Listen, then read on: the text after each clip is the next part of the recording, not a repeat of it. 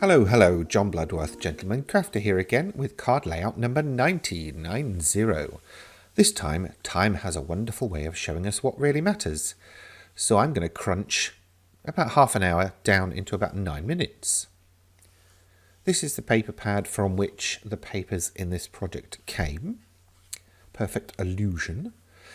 And here is the layout that I was going to use, or will use in fact.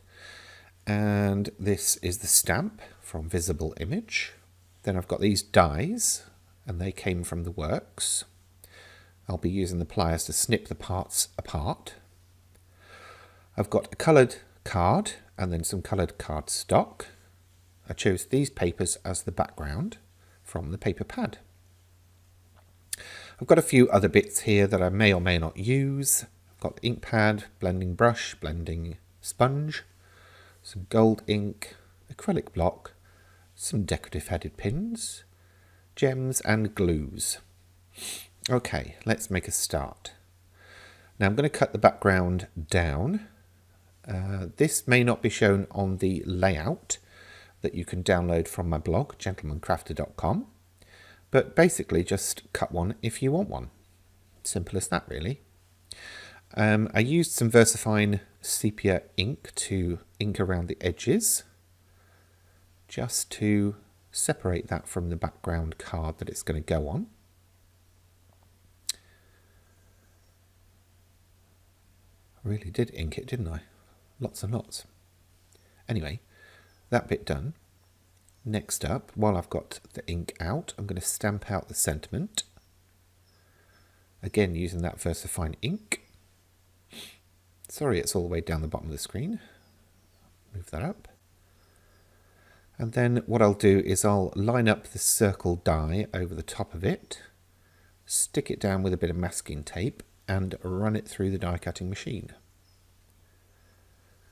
Always take your time with these bits, making sure it all lines up, because these are the things that will give it away if they're not right.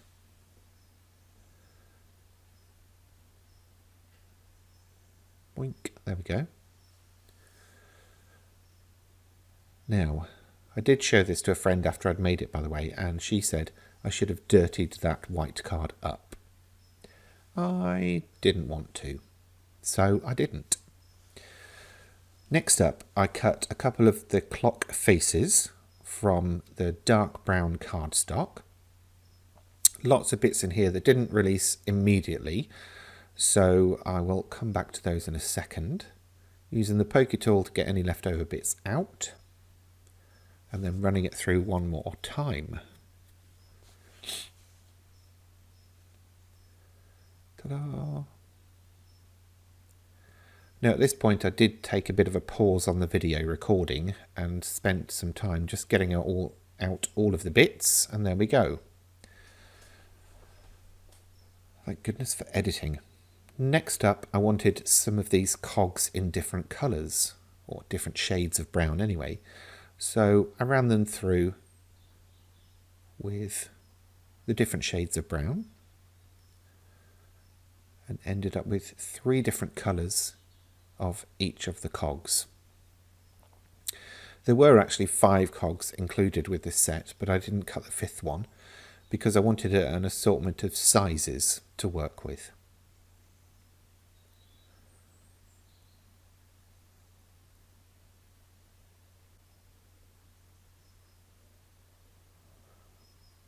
I wish I could work at this speed all the time.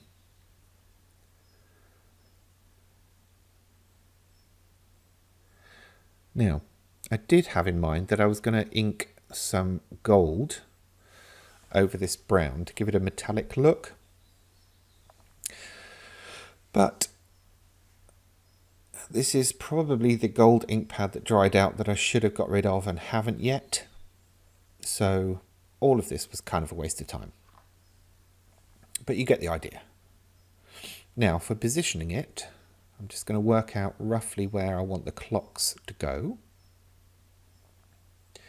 And then using the bookbinding glue or quick tack glue, I'm going to stick those in position. Now I stupidly put some glue on the outer bit that was going to sit off the edge, but thankfully I was able to wipe it away from the table.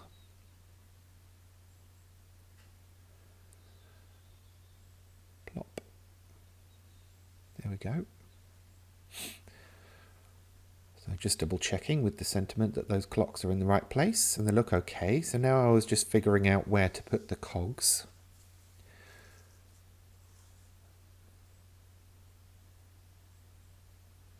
And again, just sticking these straight down with a bit of glue.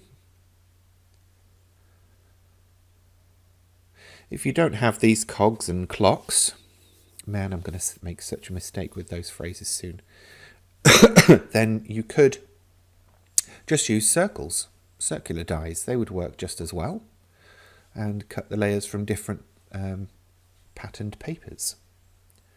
So I've worked out where I want the smaller dies to go, and they're going to get stuck in place. That should work. Now these very small cogs are going to go on top, so I can't stick them down just yet. What I'm going to do first is cut away the leftover clock faces.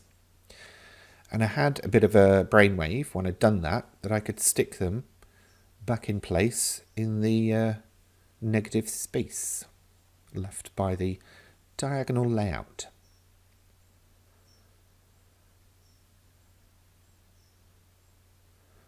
And I have to say, actually, that worked really well.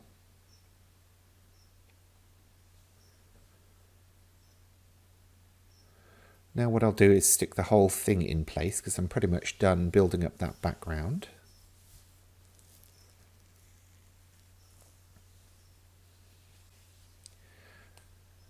And when I've got something like this, usually I leave it under something heavy for a while to dry. I edited that bit out because watching glue dry is about as pointless as a chocolate teapot. Now some foam pads on the sentiment. And the age-old question, would you dirty it up? I quite like the fresh white against the grungy background. And there we go. Time for the last couple of cogs. Okay, almost. Come on, John, you can get to the end of this video without messing this one up. And then, as a final thought, I thought I will add a couple of gems. Obviously, if you are making this for somebody that's not too keen on bling, then you can leave these out and stick rivets on, or just stick nothing on, because quite honestly, this card works as well without gems. And there we go. What do you think? I'd love to hear your comments. Please feel free to leave them below the video on YouTube. Thanks for watching. That's it for this time. If you've enjoyed this video, please remember to give it a thumbs up. And if you have any questions, feel free to leave them in the comments section below. And for more from me in the future, please remember to subscribe to this channel. Thanks for watching.